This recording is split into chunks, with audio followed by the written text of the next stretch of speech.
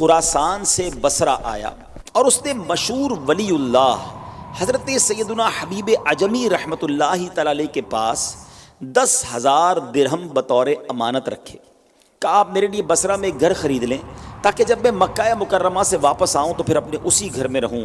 یہ کہہ کر وہ چلا گیا. اب اس دوران بصرہ کے لوگوں پر ایک عجیب سی افتاد، ایک عجیب سی آفت آ گئی کہ وہاں آٹا جو تھا وہ شارٹ ہونے لگا اور آٹا بڑا مہنگا ہو گیا.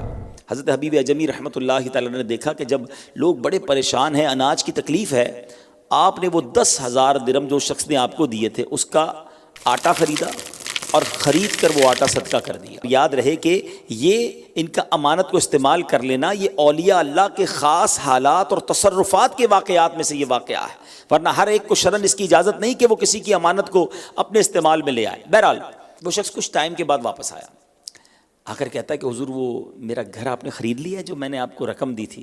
تو فرمایا ہاں، میں نے اس پیسے سے دنیا میں نہیں جنت میں گھر خرید لیا ہے. حضرت حبیب عجمی نے کہا کہ اگر تم راضی ہو تو ٹھیک ہے ورنہ رقم واپس دے دیں گے. تو وہ اپنے گھر پہ آیا، اپنی بیوی کو بتایا کہ میں نے پیسے دیے تھے حضرت حبیب عجمی کو کہ بصرہ میں گھر خریدنا.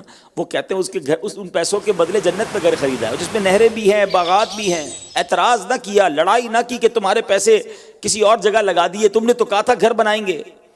کہتی ہے اگر حضرت حبیب عجمی کہہ رہے ہیں نا تو ایسا کرو کہ ان کے پاس جا کر انہیں کہنا ایک دستاویز لکھ کر دے دیں کہ آپ نے ہمارے لیے جنت میں گھر خریدا ہے. یہ شخص آیا حضرت حبیب عجمی سے، کہتا ہے حضور ٹھیک ہے مجھے منظور ہے، یہ ڈیل کنفرم، مگر ایسا کریں کہ کوئی لیٹر، کوئی کاغذ، کوئی سند تو دے دینا. حضرت حبیب عجمی رحمۃ اللہ تعالی نے سند لکھی. اس میں کیا لکھا تھا؟ بسم اللہ الرحمن الرحیم.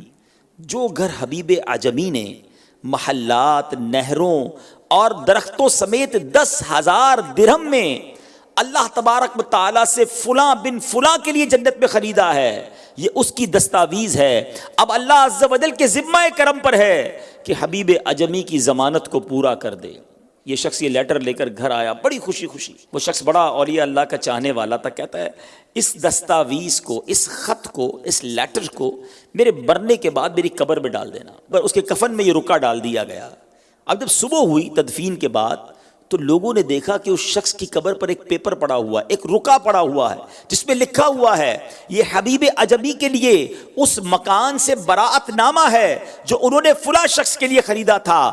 اللہ عز و جل نے اس شخص کو وہ مکان عطا فرما دیا. لوگ وہ پیپر لے کر حضرت حبیب عجمی کے پاس آئے کہ حضور قبر پر یہ لیٹر لکھا ہوا ہمیں ملا ہے. اللہ اکبر. حضرت حبیب عجمی نے وہ مکتوب لیا، خوب روئے، خوب آنسو بہائے اور فرماتے اللہ تعالیٰ کی طرف سے یہ میرے لیے بھی تو براءت نامہ ہے کہ رب نے میری کہے کی لاج رکھ لی. اے میرے میٹھے اسلامی بھائیوں، کیا سیکھنے کو ملا؟ صرف دنیا ہی سب کچھ نہیں ہے، کچھ سودے آخرت کے بھی ہوتے ہیں، کچھ ڈیل ہمیں آخرت کی بھی بنانی چاہیے، کچھ ایسی انویسٹمنٹ بھی کرنی چاہیے جس کا منافع، جس کا نتیجہ، جس کی برکتیں مرنے کے بعد مجھے اور آپ کو ملے، اور ایسی ملیں.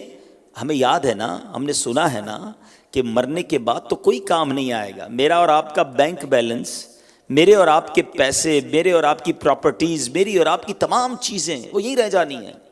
قبر میں کوئی تجوری نہیں ہوتی ہے اور کفن میں کوئی جیب نہیں ہوتا ہے.